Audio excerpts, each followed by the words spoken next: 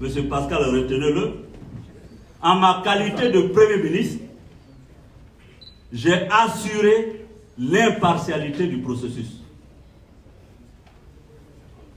Et c'est ça que je veux dire. Et cette impartialité du processus ne dépendait pas que du Premier ministre. Elle relevait, comme je l'ai dit, des Nations Unies, du mandat de certification des Nations Unies. Elle relevait du mandat donc, de la CEDEAO en Côte d'Ivoire. Et le Premier ministre n'a fait que conduire le processus jusqu'à son terme. Donc, l'élection de 2010, je vois souvent les gens me posent la question, M. Ouattara a bel et bien été élu. Donc, il n'y a pas de problème sur cette question. Vous savez bien, aujourd'hui je suis en froid à M. Ouattara, il aurait été opportuniste, c'est facile pour moi de dire qu'il n'a jamais été élu.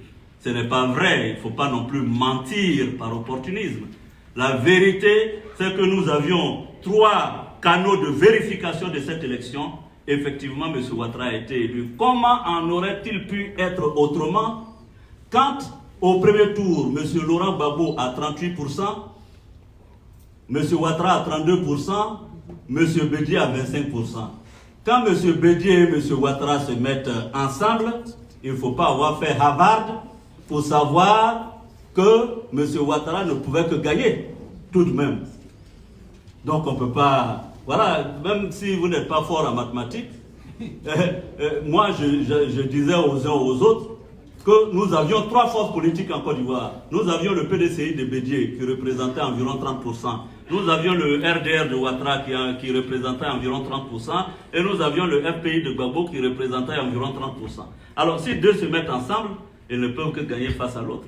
Et c'est ce qui s'est passé. Au premier tour, M. Gbagbo a eu 38%, M. Ouattara 32%, M. Bédié 25%. Et les résultats ont confirmé qu'à environ 80 à 90%, il y a eu un report de vote sur M. Ouattara. Il ne pouvait que gagner. Voilà la réalité.